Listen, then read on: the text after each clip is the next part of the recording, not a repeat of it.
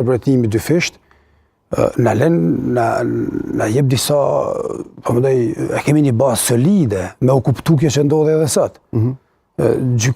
Përveç paragrafit 124 të ati jak gjykimi, ku përmenden format e votimit, gjykata kushtetuese një pikë më poshtë, 125, e rrisë qarën dhe njëherë rëndësinë e votimit të fshet.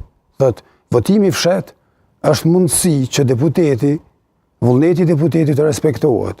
Kur dihet që në Kosovë, për shembull, votimi është me listat hapura, dhe në këtë rafsh Kosova është shumë përbara. Kraki, nëse do hidhej shembull, nëse do hidhej deputeti është autonom, nëse do hidhej në votim në mënyrë të fshehtë, mendoj që do merrte votat e mjaftueshme. Po shikoni, të paktën në princip edhe fitues, edhe ne nuk garanton ajo, do thotë votimi i fshet e liron edhe kampin tonë, edhe i deputetet tonë bëhen individual tani. Dhe se cili respekton vullnetin dhe bindjen e vetë personale. Tani nuk janë individual? Janë krejt kolektiv janë në mendim? Parimisht, po gjithsesi, në princip, votimi i fshet i liron 120 deputetet nga e kanë thonë disa për shkak nga LDK-ja që nuk janë vime qendrore të partisë, por e respektojnë dhe e çojnë dorën si grup.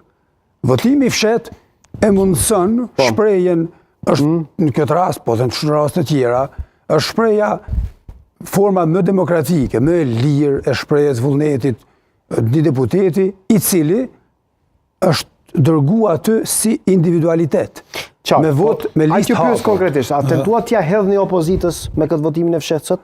Shikoni, ne nuk tentuam t'ja hedhim opozitës.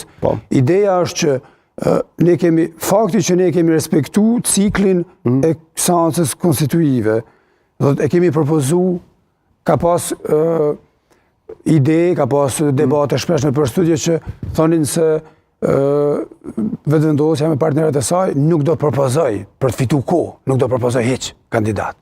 Dhe ne respektuam, nuk e humbëm asnjë rast që ta propozojmë. Ju jeni duke propozuar një kandidat që si ka votat, që si po shikoni, në frymën e asaj që kërkohet nga secili deputet dhe nga partitë politike, nga kushtetuta, ne synojmë funksionalizimin e kuvendit. Dhe edhe formati sot, forma e votimit që u propozu